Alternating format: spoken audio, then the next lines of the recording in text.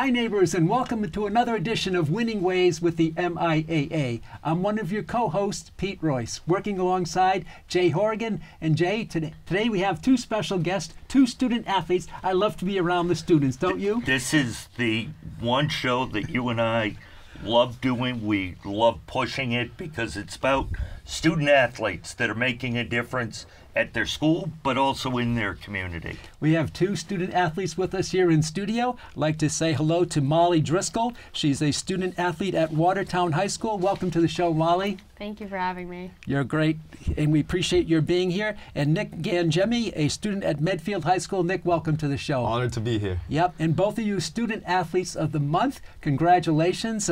Let's talk first about you, Molly.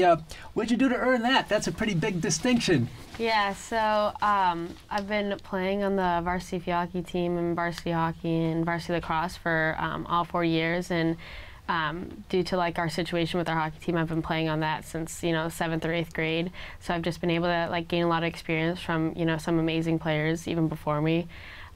So it's just like great to be part of it as a young and like learn from like leaders and coaches and just kind of build up to where we are now. So. And I know you've done very well in hockey and field hockey and some lacrosse as well. Nick Gangemi, Student Athlete of the Month. It sounds pretty good. You got that on your resume already? Yeah, it means a lot, yeah. So I actually played basketball and football at the high school, and my freshman year, because of the COVID situation, football was in the spring, actually. So I had been a soccer player throughout middle school, and I played soccer even my freshman year in the fall. And I tried football in the spring, and then I loved it, so I ended up going with football. And that's what led me to that. And just being around different groups in the school and like meeting new people in clubs, that's what I've been trying to do the last few years. So sounds like fun. That's a great way to go. Yeah. You're both obviously, in addition to the teams you're on, you talked about the clubs, Nick, and the organizations. Molly, what else are you involved besides you're here because you're a student athlete, but student is first. That means you're involved. You have great grades. I have no idea what that is like. I don't think I got a positive grade in all my years of school. But what does that mean to you? What are the other organizations you're involved with at Watertown High and maybe in the community? Yeah, so I'm involved with the National Honor Society through my school. I'm also involved in UNICEF Club and also other, like student athlete organizations run through our school. For like the community-wise, on Saturday mornings, our field hockey coach runs a clinic for like the youth program, which I think is super important because field hockey isn't a huge sport that you hear a lot about. So I think it's really important that like the youth is getting connected through like high school athletes, and so I participate in that. And also I participate through my church by like handing out like bulletins and like greeting people.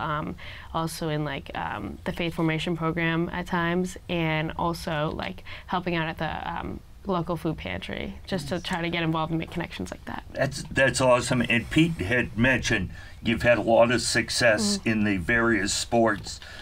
You're very humble. I do want to bring up, you've had, my understanding, 8 hat tricks this season so far. Interesting. That's pretty good. That is pretty good. Yeah. Nick, I know you had mentioned just a bit ago that you're involved with some organizations in school. Tell us a little bit about that. Tell us a little bit about community stuff that you do as well. Yeah, so I have 2 favorite clubs at the high school when I'm not playing football or basketball. I'm a part of student council, so we handle like the behind the scenes of the school, planning spirit days, just enhancing the school community. And then I'm also part of Project Teamwork, which is a group that we go to the middle school like 5 times a year, and we play games with the middle schoolers, some anti-bullying and hazing focused games, and it's really just a fun time, because they're the next generation coming up. So. Yeah, right. I want to, and I'm not trying to embarrass either of you, Molly, academically, do you know what your grade point average is? Yeah. Roughly. Right now I have a 3.9 something, yeah. Oh, come on. I think I have a 3.98 weighted, yeah. It's pretty good. That was my 4-year combined almost. So that's great. I didn't want to embarrass you, but that's one of the reasons you're here. The important part, the athletics is great, but your students first. How do you balance? It is everything you're involved with. How do you balance that? And then also, how do you teach younger players on the teams you're on, organization, to try to encourage them to do the same kind of thing, the same balance that you folks go through? We'll start with Molly. Yeah, so through our school, we have like a very supportive faculty and staff, which is obviously super important. And I honestly think it's helpful to be a part of, the athletic programs and stuff, because I think it actually keeps me like focused and like actually, I have time and due dates to get stuff done, but I have a 3-hour practice, so I have to get it done now instead of like procrastinating. Like I found myself struggling during COVID because you had all this free time, and then I started freshman year on Zoom, and I was unmotivated, but then I had to like find a way to get motivated and make sure I'm turning stuff in on time and stuff like that. So I actually think like being a part of like athletics helps. I often heard it said, Nick, that when a student has when they're in season for a sport, you play probably all year long, but some students only play one sport. And I heard when they play that sport, they're better organized and they actually balance, to answer Dave's question, their time even more, even though they have more to do. How does that work? Yeah, so actually at Medfield we have class 5. It's an 8-day rotation, our schedule. So 5 of those days we have 1 hour set to just do whatever. So you can get your homework done, you can study, you can get extra help from a teacher. So that's been great in balancing sports with academics. And I'm also grateful because my football coach, Coach Ornberg, is a guidance counselor at the high school. So he definitely stresses, student athlete first. So if we have to make up work, you can do that, and like that comes before practice. So he's been really helpful in that area.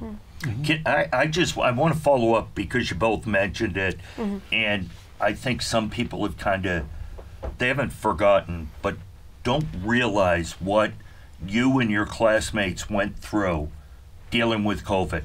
How did that impact the both of you as students, as athletes? More important, the mental health aspect of it, and how were you supported? I'm sure you were supported by your family in the school, but tell me, it was such an odd time, how that has impacted how you've done things going forward. Yeah, so I feel like what we've all kind of learned is that, you can't take things for granted, as simple as going to practice or going to see, your grandparents. Like that's not something that you can, I think we all realized that like during that time. And school-wise, I saw some of even my close friends, struggle during that time, and it like wasn't easy. And I'm fortunate to come from a great family who supports me, and so I didn't really struggle as much as some close friends of mine. But I understand that some people's home lives aren't as great as others, and being stuck in kind of like secluded to that can really have an effect on people's mental health, and and especially at such a young age.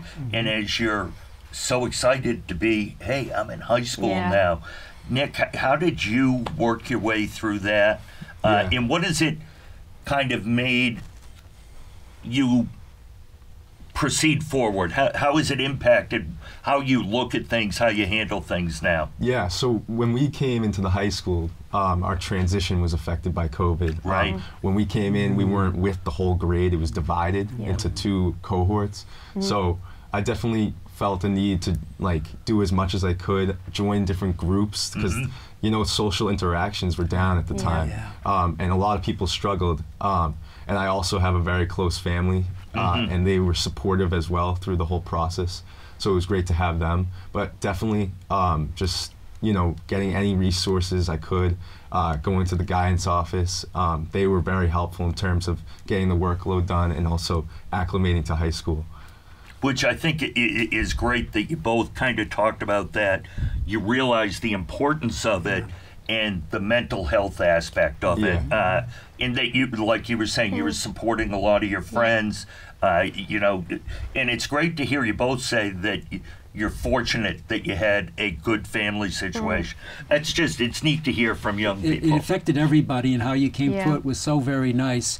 Molly, let me ask you this. When you think about people who've had an impact in your life, who are some of the special people that come to mind? Yes, maybe your role models, people you've looked up to, either in the athletic field of competition, the classroom, at home, whatever. Yeah, so I think starting off is 100%, you know, from my parents. I mean, I'm going to be honest, I'm self-motivated, but when it comes to, you know, actually like getting things done and holding me accountable, that comes to my parents, and I owe it all to them and to my family. Like my grandmother's both of my grandmothers are able to come to, you know, most of my games and support me there, and, you know, cousins and you know, my siblings, like they're all so supportive, and I think that's, you know, it's really important. And you know, I think sometimes people who are fortunate enough to have that can take it for granted. And when you know, you see some of your friends, you know, on senior night not being walked out by a family member, being walked out by a friend, and you're like, whoa, that must like really, you know, be hard for them. But yeah, and another person that I would say is super, you know, has an impact on my life is Coach Donahue, 100%. She's such a mentor for, you know, so many reasons. Yeah, she's just also like a great advocate for us as well. So it's like, I think that's really important to have, you know, special people like that. You mentioned your football coach. I bet she's a big part of your life. Anybody else? Definitely my family. I suffered a hip injury last year after the football season, and I missed the whole basketball season. Yeah, so they were there with me through the ups and the downs, and you know, they put me through everything. We tried everything, physical therapy, get back to sports program. My family supported me, and I'm just grateful for them. And I also want to thank like both coaches, football and basketball. They're there.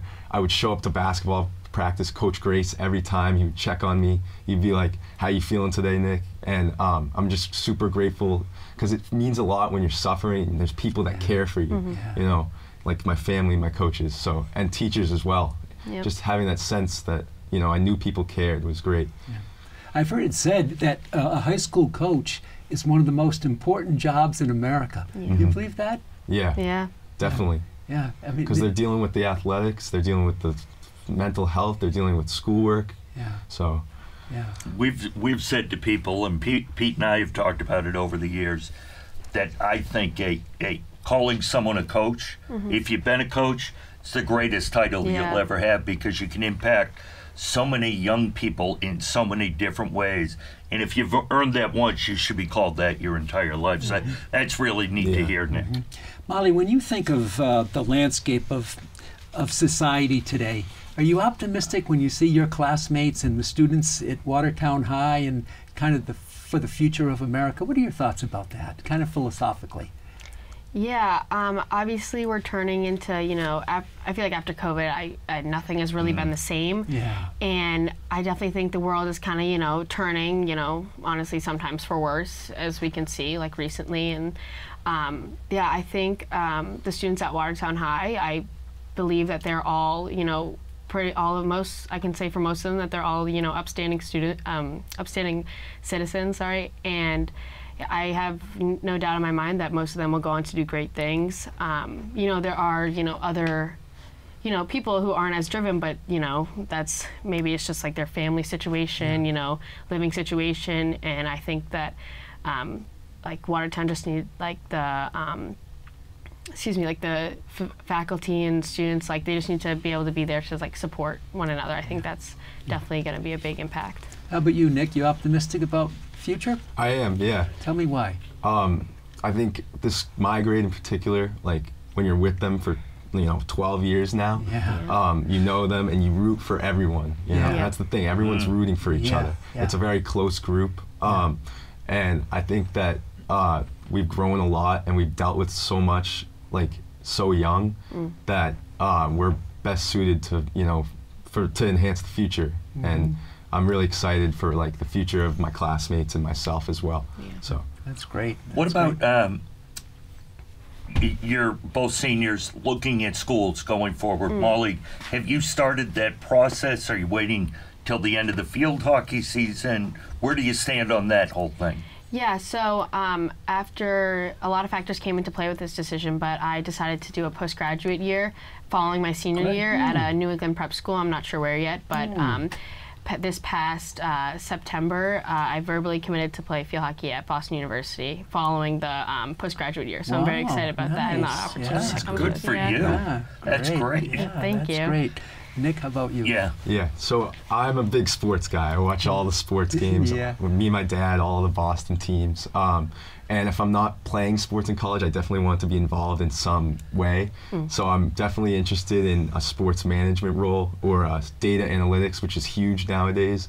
I've been looking at a ton of sports schools as well. I just love the atmosphere of those schools. So that's great. I heard that the Boston Red Sox a few years ago had 15 sports analysts. Right now they have 30 on their staff. So there's They're taking over the game. It's a profession. There's a gentleman who graduated from Franklin, Sean Kilcoyne, who does analytics for the LA Clippers, which is amazing, which is something when Pete and I grew up, it was never an option. That's great.